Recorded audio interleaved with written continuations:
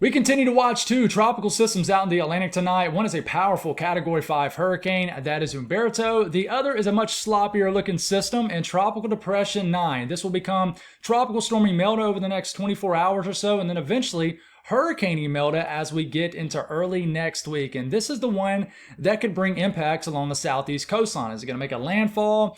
Is it going to stall off the coast? Is it just going to book it east, not bring much impacts at all? We got a lot to figure out. We're going to go over current conditions, the latest from the National Hurricane Center, all model guidance.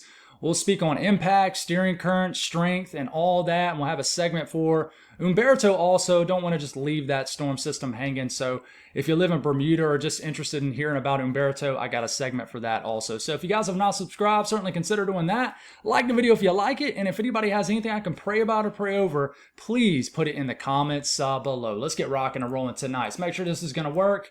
And it is. Let's start off by taking a broad look at the Atlantic. And I'm doing this just to show you guys how close these two systems are to one another. So this is Category 5 Hurricane Humberto. I mean, it doesn't take a rocket scientist to see that this is a very impressive looking hurricane, right? And then we got a much more disorganized storm system, sloppier looking storm, and Tropical Depression 9 right here. And honestly, it hasn't improved much since we did the video this morning. If you tuned into that, it really hasn't. Just a lot of shower and storm activity. There is kind of a more defined lower level circulation kind of north of Cuba here, but for the most part still very disorganized tonight. So we're going to take a closer look at both of these storm systems, and we're going to speak on Imelda first though, and take a closer look at that first. So let's go on and get this off your screen and continue to move forward. This is the latest from the National Hurricane Center, just the normal graphic here. Humberto, a 160 mile per hour Cat 5 storm, and then we got Tropical Depression 9. It's a 35 mile per hour storm system, 1,005 millibars, moving northwest at a whopping 5 miles per hour. So let's go on and give you a full update on soon to be Imelda. Not an impressive looking storm system at all right now, and that can mean a lot going forward over the next couple days, and I'll explain that as we go throughout the video. But the actual lower level circulation is probably somewhere into here.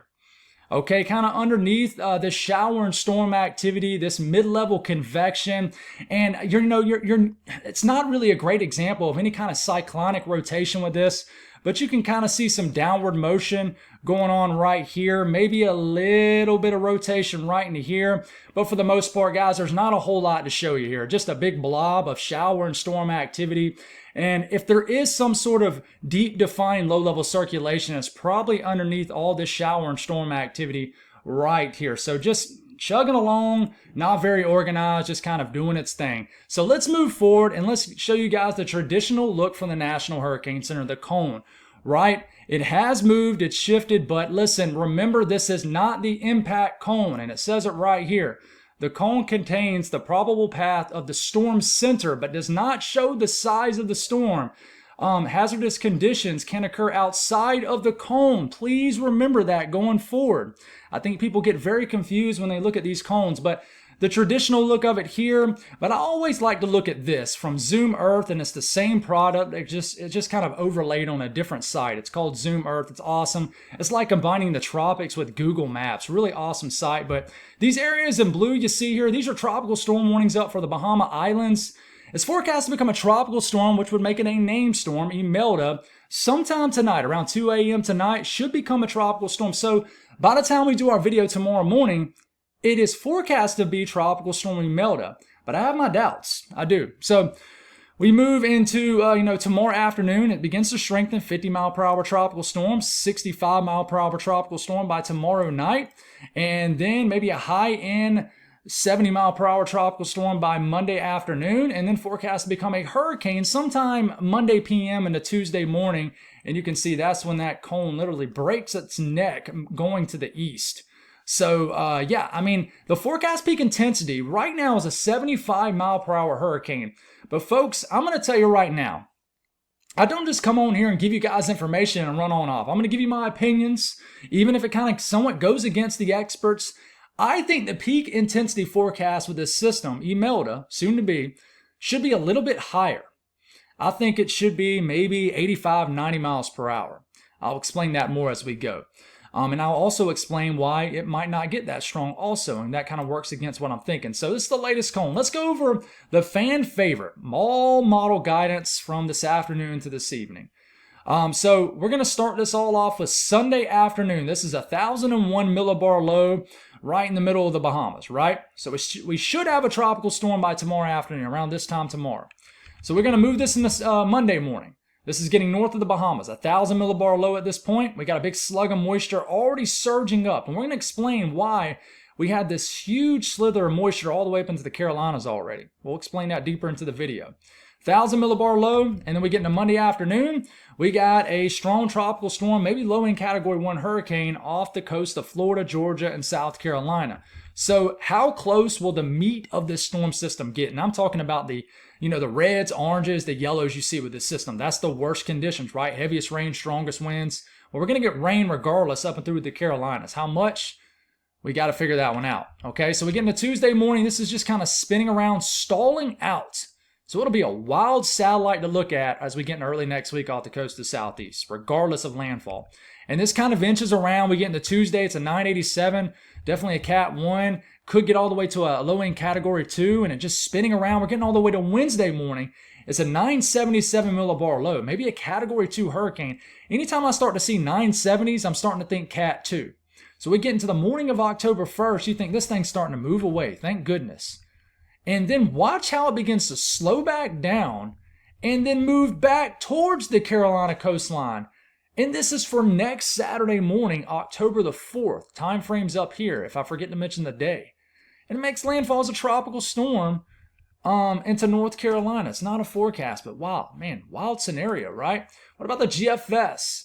Okay, same thing. For Sunday afternoon, we got a tropical storm cruising through. GFS initializing this much stronger, cruising through the Bahamas. And I want to note, on the GFS, this gets awfully close to the Florida coastline Monday morning. I mean, this is close enough to bring some moderate impacts. A little bit of storm surge, strong winds, tropical storm force conditions. And I mean, we go back and look at this. This is why, and I forgot to mention this, you got tropical storm watches up along the east coast of Florida now. Should have mentioned that a little bit earlier.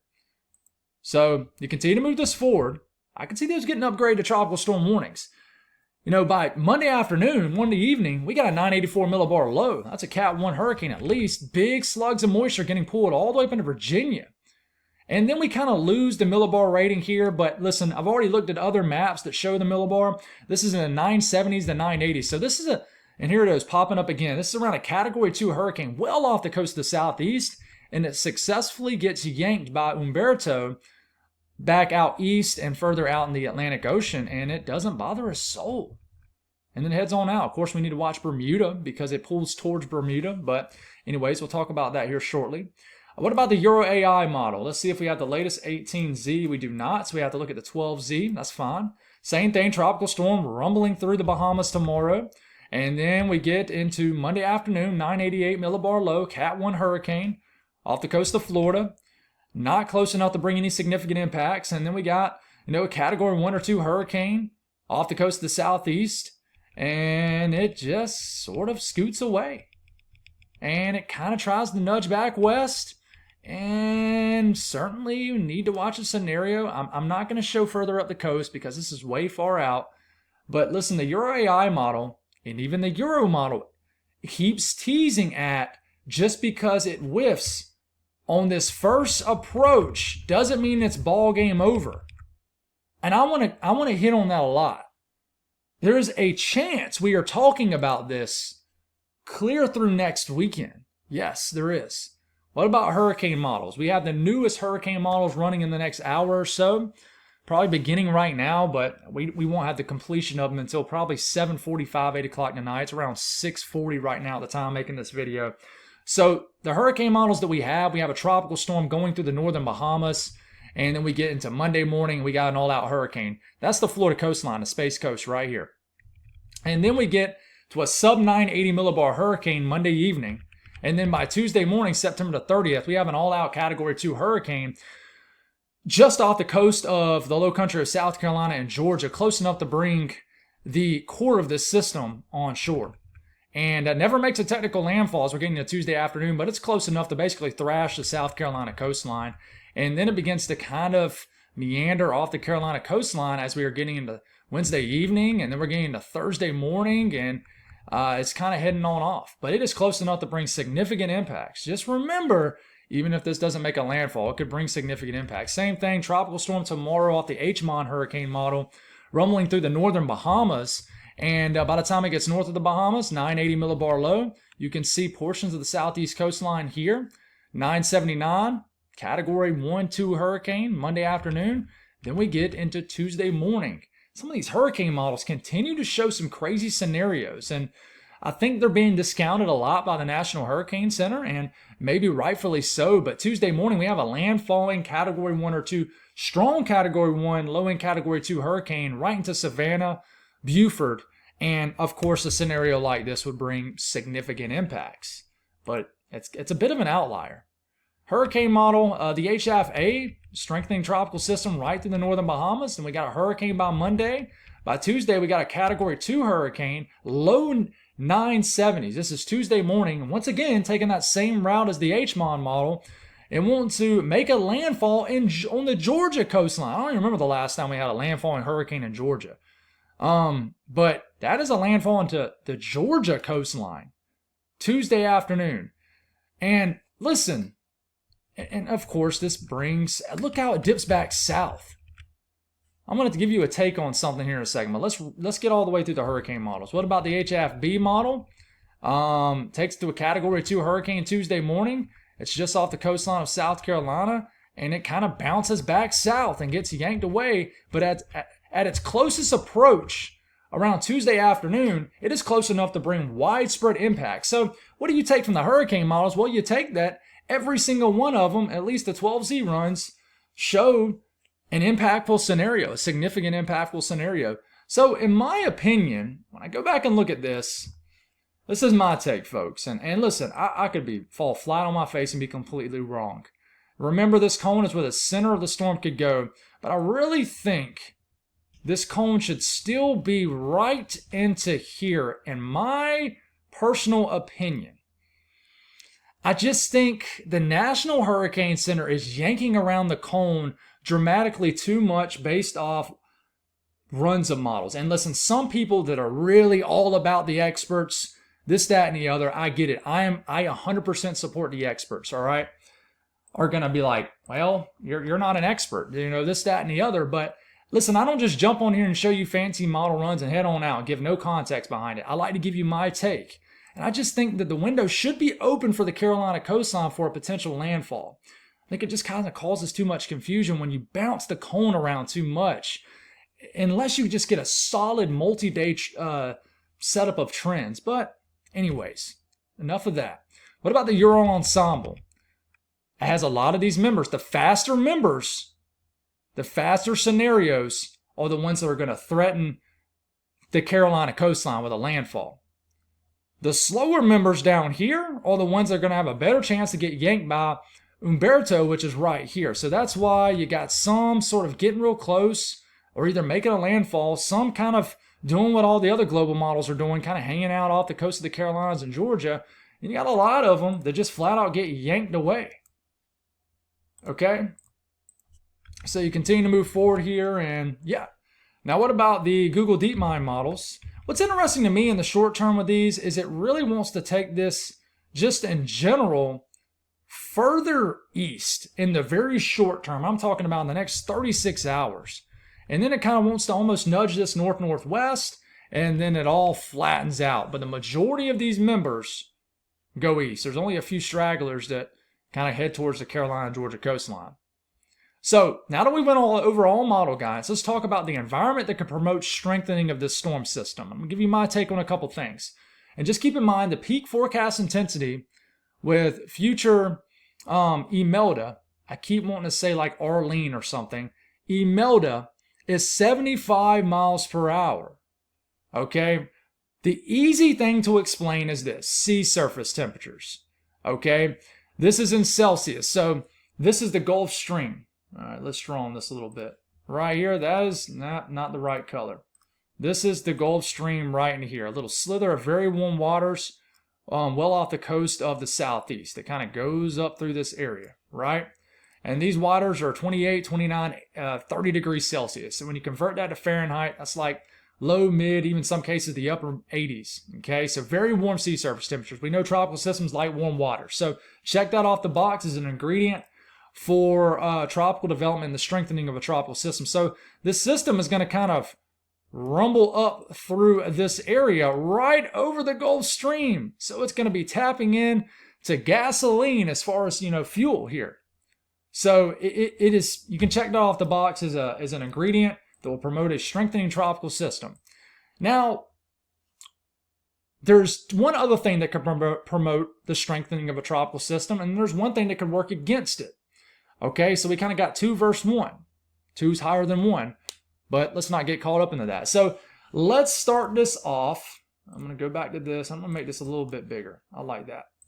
All right, let's start this off. This is the latest GFS with tomorrow evening. See the L down here, 995? That is Imelda, if this is correct. And this is winds at about 250 millibars. So, way up in the atmosphere, 35, 40,000 feet above the actual storm system itself. So the areas you see in blue and the bluish green, this is stronger flow at that height of the atmosphere. So you got, flow kind of coming down here, right? And then it kind of goes dramatically like this with this jet streak and goes like that. So a little bit of flow kind of working almost to the southwest flank and southern flank of this storm system. So what's causing this flow? It's an upper level trough, upper level low, whatever you want to call it, right here. So the flow is working around that just like that. So it's kind of working against it for a strengthening storm system with the flow working towards here, because this flow right here, and I'm going to show you a better representation of this here in a second, is bringing dry air to the bottom edge of this storm. But with the storm system right here, on the northern edge of the storm, you got a lot of air being dispersed outward. We call this an outflow or divergence aloft, or basically just a favorable upper wind pattern. So if we have a lot of air pushing out away from the storm system right here, that is tropical, it's a tropical system itself creating a lot of tropical moisture.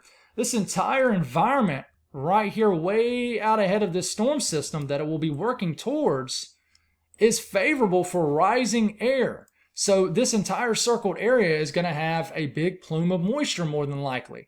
We know that rising air and the disbursement of it allows for more rising air to come up. That gets dispersed outward, then more air rises, and that allows for more. Rising air allows for convection, shower and storm activity. Shower and storm activity creates a moist environment, and we know that tropical systems like moist environment, but the key thing to take from this is going to create a lot of moist air, shower and storm activity way north of this system. So almost like a pre-event, right? So we move forward here.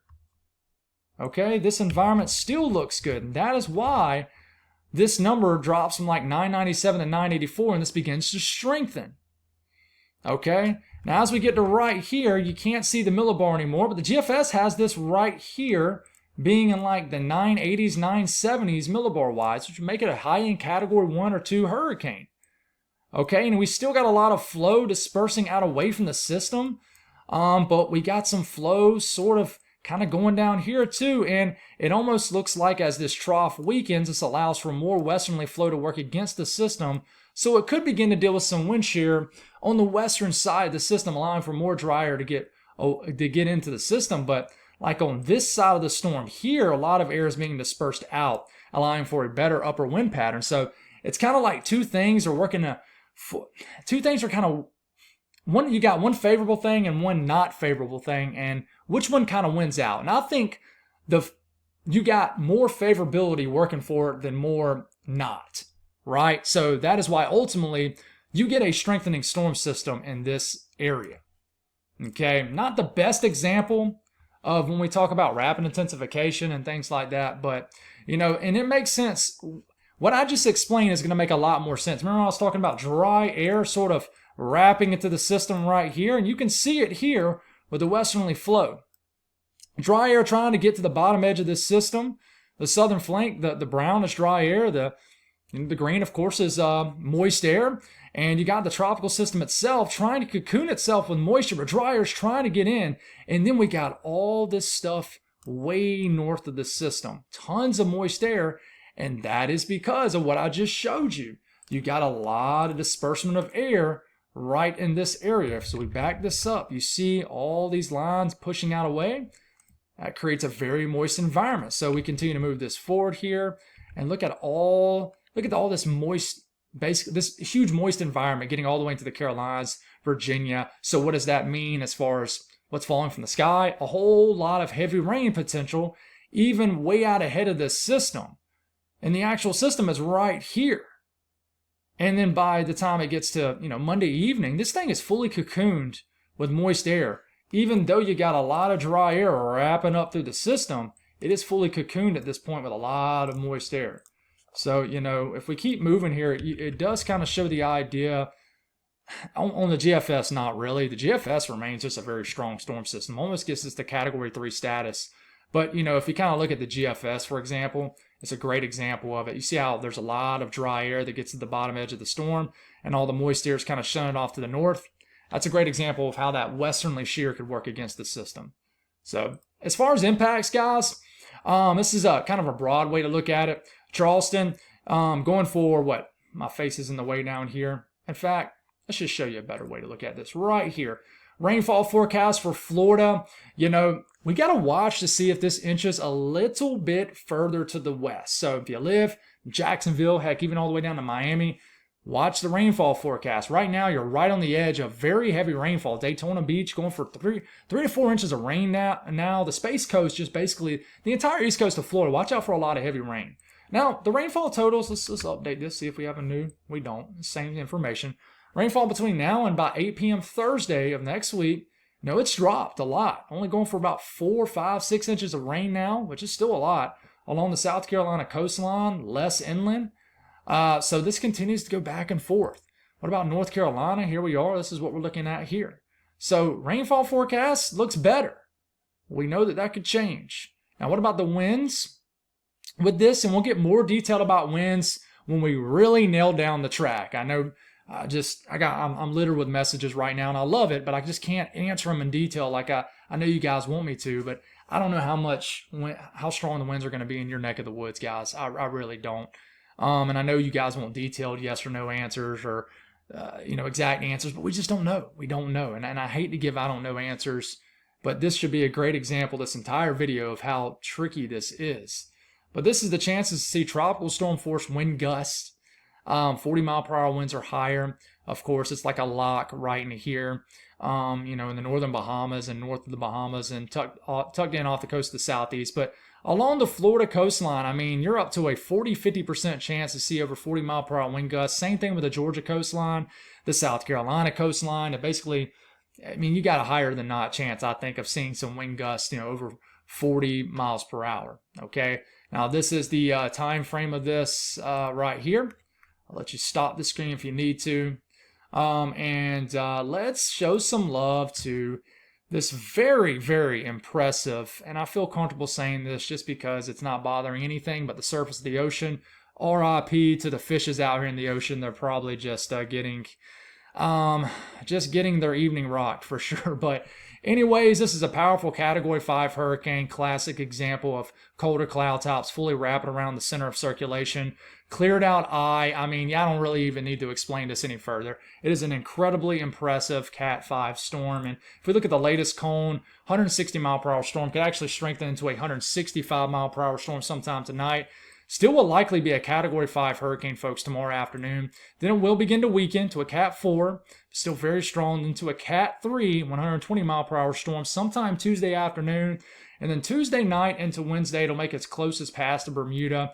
Now, Bermuda, if you're tuning in, just because you're not in the cone, remember this is not an impact cone. You guys could still get a lot of impacts. But, just to show some love to my folks in Atlantic Canada, it really does look like this is going to stay well south. But please continue to monitor trends, not for Humberto, but for future Imelda also. Imelda can do some wild stuff. But man, it's going to be a powerful post-tropical cyclone by the time we get into or late next week. So, just looking at some model guidance here, and this is the Euro.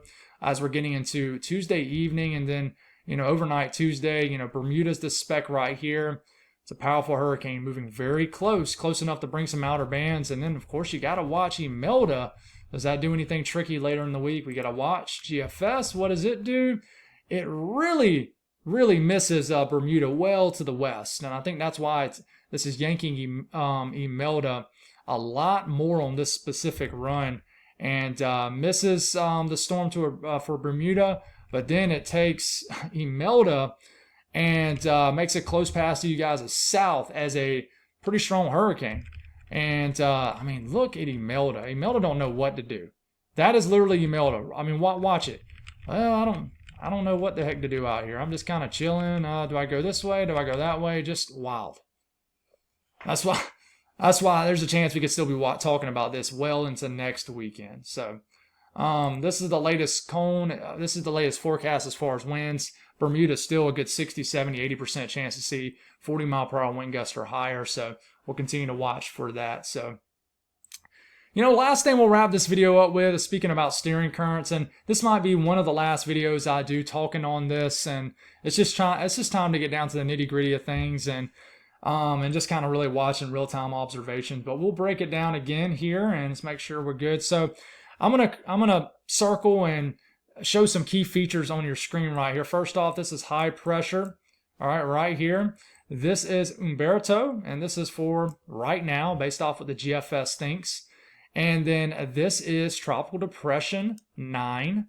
Okay, and then this energy right here is an upper low. Okay. So, of course, you got cyclonic flow around the tropical systems itself, okay, even though this is disorganized. And we got flow working around the center of high pressure, just like this, okay. Let's see, these are steering influences in the mid-levels of the atmosphere, okay. And then we got flow working around this upper trough like this, okay. So now that we have that, and just another explanation of this, you see these wind barbs right here? I'm going to circle this one, for example. You see how that flag portion of the wind barb is pointing to the south? That is where the winds are coming out of. So that means the winds are coming out of this direction. If that flag, for example, is pointed in the other direction, that means winds are coming out the north. So just an example of that. I hope that makes sense. So I'm going to leave those things on your screen here for a second.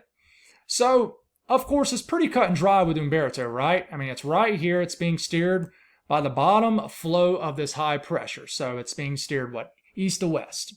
So this is going to continue to sort of do this or that, right? Okay, or somewhere in between. And then we got Tropical Depression 9, soon to be Imelda. And I'm going to get all this back off our screen. We got this. This is kind of jammed. It's kind of just outside of the main flow of both of these features. I mean, we got the flow kind of wrapping up through here. We got the flow kind of shooting up through here. And I really just don't think this is strong enough, further north in latitude enough, to really feel a lot of the flow. And the reason being is because it's weaker right now than what a lot of model guidance maybe thought it was going to be at this point. Some model guidance thought this could already be a tropical storm. And this is basically trended weaker in the shorter term. So for example, if we go back about 5 or 6 runs, let's go back 6 runs at the same time. 1, 2, 3, 4, 5, 6. So about 6 runs ago, you see how this energy right here just moved to this area? And if you didn't see it, I'll do it one more time for you. Current run, watch how this energy right here moves to the north and almost a little bit to the northeast. Come on. We were rolling here. Don't mess this up. 1, 2, 3, 4, 5, 6. Okay? Notice how the energy is right there. But if you go to the current run, 1, 2, 3, 4, 5, 6, current run, that energy now is right here, a little bit further south. So if this was as strong as I thought it was going to be, then maybe it would have been, I don't know, maybe sort of right into here, and probably would get picked up faster by the flow around this ridge and ultimately by the flow created by this weakening upper trough. That would have allowed it to really shoot through here fast enough outrunning any steering influence by Humberto and kind of just doing its thing, not being bothered. So that is why several ones back, this showed a scenario that was taking this energy, which is future Imelda, and plowing it right into the South Carolina, North Carolina coastline. But now the energy has trended weaker and slower, so it's going to hang around a little bit more, kind of almost wait for its brother's keeper, if you will, and almost wait for this storm system. So when you keep this in motion, future Imelda still moves north, but it's a late north, okay? And at this point, they're moving kind of in tandem. We got Humberto right here, Imelda right here.